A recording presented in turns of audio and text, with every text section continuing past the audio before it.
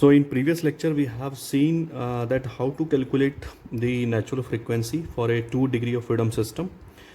In previous video lecture we have taken this problem in which there is a two mass m1 and m2. We have determined the frequency equation, and then we have taken the assumption that k1 is equal to k3 is equal to k, and m1 is equal to m2 is equal to m. And we have solved and we got the natural frequencies. First was the root under k by m, and second was the root under k plus 2 k2 by m. As we have calculated x1 upon x2, capital X1 upon x2 means displacement ratio of mass m1 and m2 is equal to k2 upon k plus k2 minus m omega square. And second was x1 upon x2 is equal to k2 plus k in a bracket minus m omega square upon k2. So as we have seen in previous lecture that if we will put the value of this natural frequency, okay, in this equation, either x1 upon x2 or x1 upon x2 in the means either of this equation, so we will get the value x1 upon x2 is equal to 1 for the first natural frequency and x1 upon x2 is equal to -1 for the second natural frequency. मतलब इसकी value अगर मैं इसमें put करूं तो पहले मुझे +1 मिलेगा, और अगर फिर दूसरी नेचुरल फ्रीक्वेंसी पुट करेंगे तो displacement ratio x1 upon x2 जो है वो -1 मिलेगा. इसको हम क्या बोलते हैं? This is known as the mode shape. This is known as the mode shape. Okay, now how to draw the mode shape. ये छूट गया था इसीलिए इसमें कवर कर रहे हैं. सो to draw that, just take a reference line. Okay. Now x1 upon x2 is equal to +1. So what does it mean? It means the displacement, x1 and x2 means for the mass m1 and m2 is in the same direction because there is a positive sign. So it is in same direction. It means if m1 is going downward, it means m2 is also going downward. If m1 is going upward, at the same time m2 is also going upward. And 1. So what does it mean? It means the displacement in this, when we have assumed, we have taken the assumption in this condition, the displacement ratio is same. Okay, it means m1 and m2, both the masses are moving in a same direction with same amplitude. Okay. So considering for this mass, suppose this is a unit displacement, and for this is a unit displacement. So for this, the mode shape will look like this. Okay. So in this condition, we can draw the mode shape like this. So this is nothing but the this is x1. Sorry, this is x1 and this is x2. Fine. This is grounded. This is grounded. For the second condition, we can draw it like taking the reference line. Okay, at this point now here there is a minus sign. So what does it mean? It means if x1 is moving downward at that time, x2 is moving upward, means the direction of both the masses are opposite, and the magnitude 1 denotes that the amplitude for both the masses, displacement amplitude for both the masses is same. It means if m1 is positive, okay, so at the time x1 is positive, then x2 would be negative, and the mode shape for this would be like this. So this would be x1, sorry, capital X1, and this would be capital X2. So in this way you can draw the mode shapes.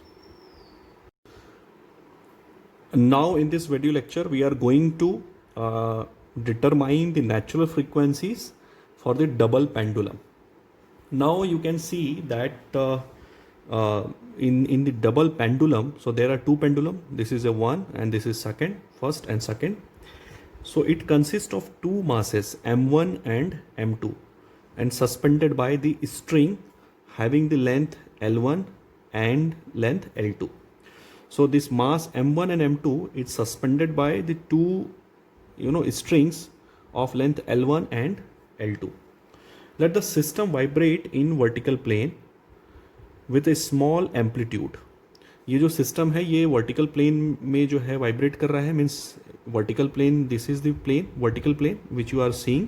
So it is vibrating like this. Okay, and having very small amplitude. ये जो θ1 और θ2 हैं, these are very small. Fine. uh, uh, Under which conditions, means when the small amplitudes are small, so under these conditions masses may be considered to have only horizontal motion. अगर बहुत कम क्या कह सकते हैं ये एम्पलीट्यूड है theta 1 और theta 2 का, so we can assume that the mass is moving in this direction, in this X direction, not in the Y direction. So let theta 1 and theta 2 be the angle, angles the string at any instant make with the vertical line. ये जो string vertical line से बना रहा है पहला वाला, that is theta 1. दूसरा वाला जो बना रहा है वर्टिकल लाइन से, that angle is the theta 2. And let x1 and x2 be the horizontal displacement. So for this mass, let x1 is the horizontal displacement and x2 is, for this mass m2 is the horizontal displacement. Okay. Now in this condition, if you will see this, so I can write that sine theta 1 is equal to L1 upon what? L1 upon, sorry, x1 upon L1. x1 upon L1. Okay. So this is the triangle. Okay. So in this triangle, this is the perpendicular and this is hypotenuse. So sine theta 1 is the perpendicular upon hypotenuse. Similarly, sine theta 2 can be written as this magnitude, and this magnitude is equal to this total is x2 and this x1. So x2 minus x1 is this quantity. Okay. So it is x2 minus x1 divided by the hypotenuse is L2. So this is L2. Fine. So we have just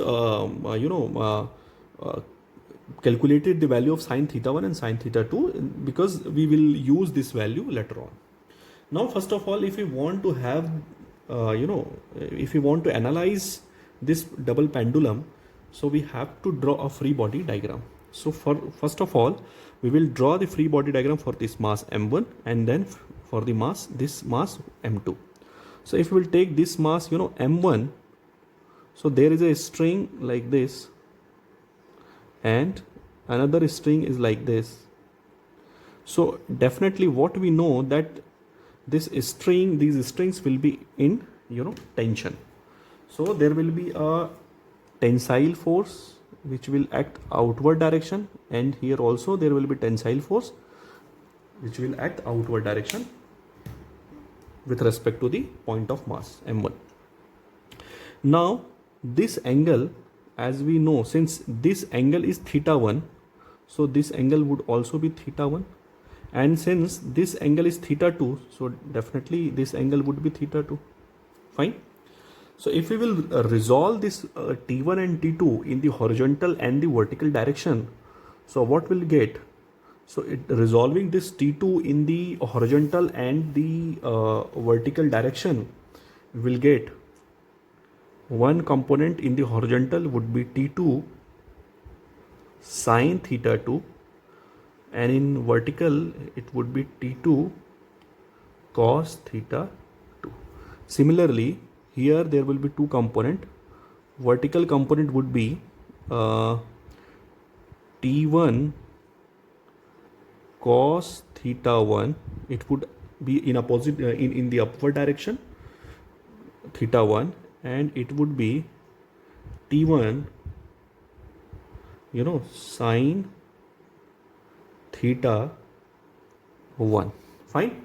So I hope that you know how to resolve the component of the forces. So I am not elaborating these things because I understand you all know.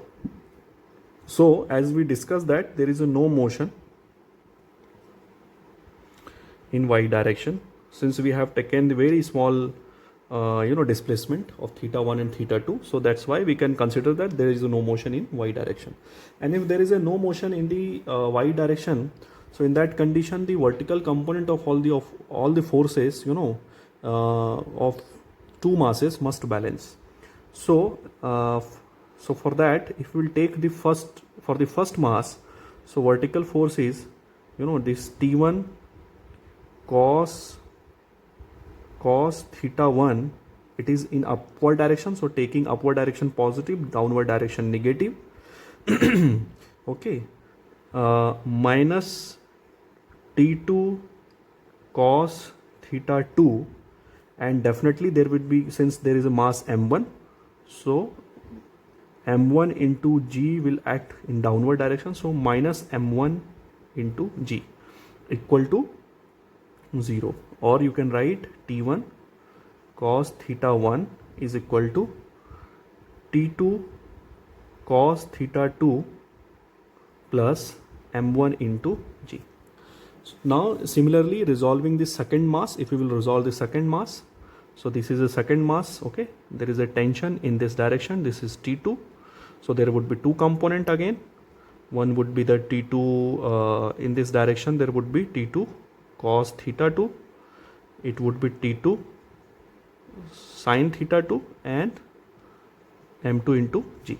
So for, if we will see the for second free body diagram, this is first, this is second, so we will have, take this equation number 1, so for from this free body diagram we will have in the vertical direction t2 cos theta 2, since it is going upward so it is positive, m2 into g it is going downward so it is negative, equal to 0, so we can write t2 cos theta 2 is equal to m2 into g.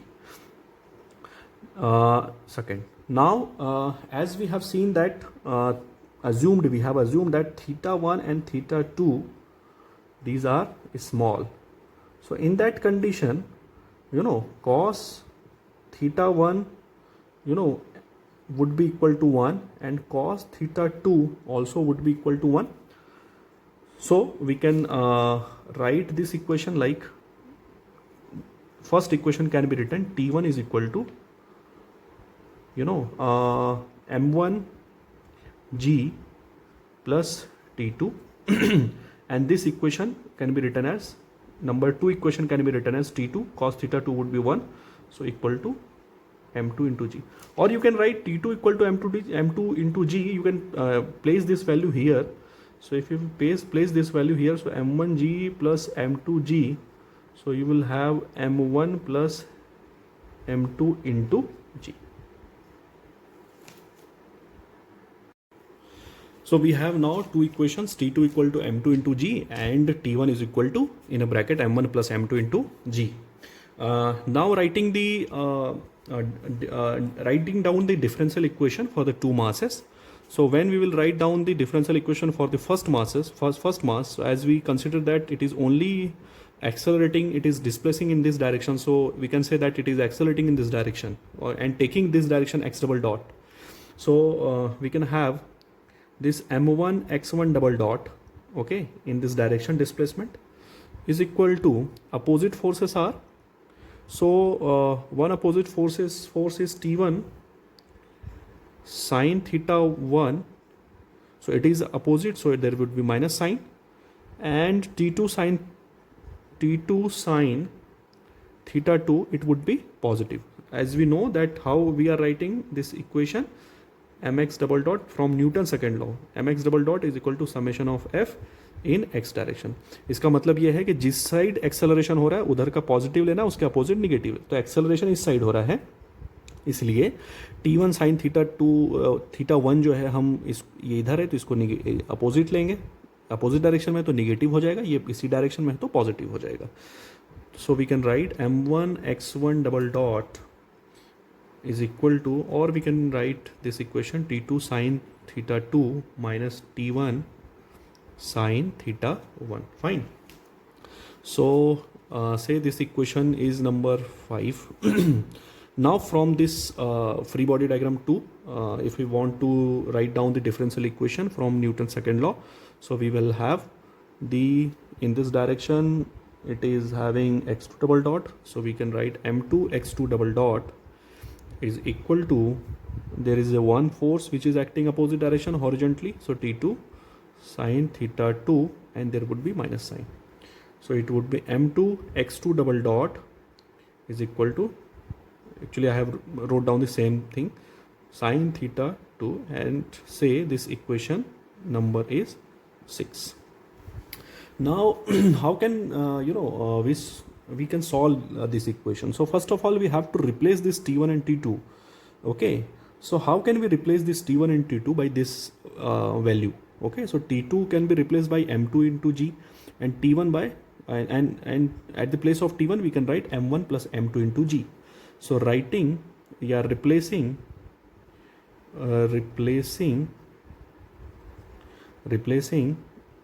T1 and T2 from equation 5. So what we have, M1 x1 double dot is equal to, at the place of T2 what can we write, M2 into G, M2 into G, and this sine theta 2 can be written as, so the value of sine theta 2 was x2 minus x1 upon L2, x2 minus x1 upon L2, fine, minus T1 can be replaced by M1 plus M2 into G, and sine theta 1 we can replace this value, sine theta 1 is equal to x1 upon L1, so it can be replaced by x1 upon L1. And now we will solve and we will try to have x1 one side and x2 another side.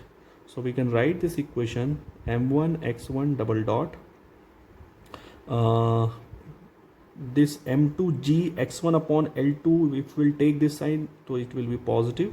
So M2G x1 upon L2, and this total value M1 plus M2G x1 upon L1 is equal to M2 into G x2 minus x1 upon, sorry, not x2 minus M2G x2 by L2.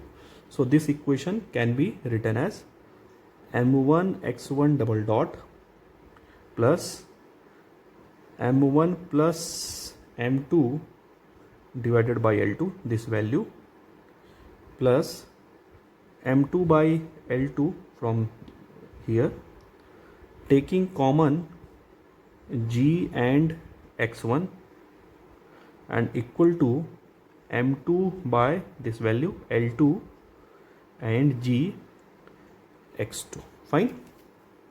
So similarly we can write, say this is similarly we can have this equation, we can say solve this equation also.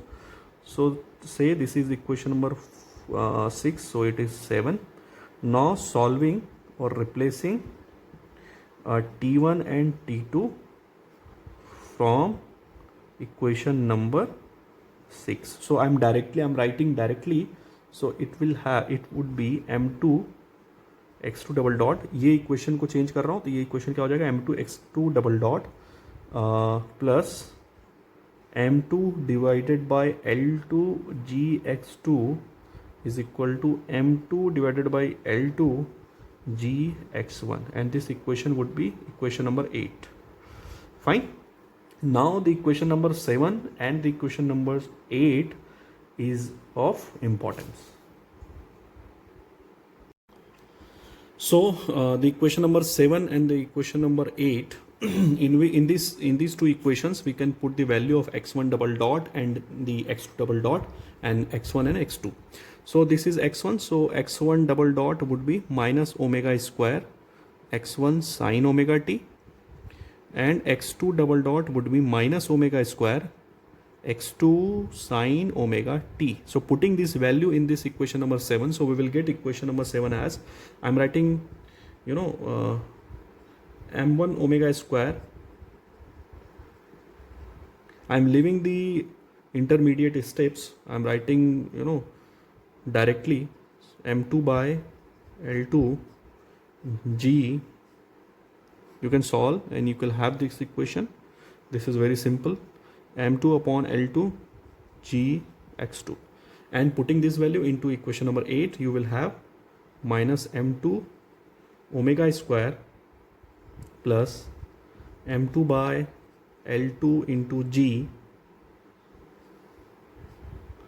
x2 is equal to M2 upon L2 G x1. Okay, so from here we can determine the x1 upon x2. So what would be the m2 x1 upon x2? So this value means m2 upon L2 g divided by this whole value.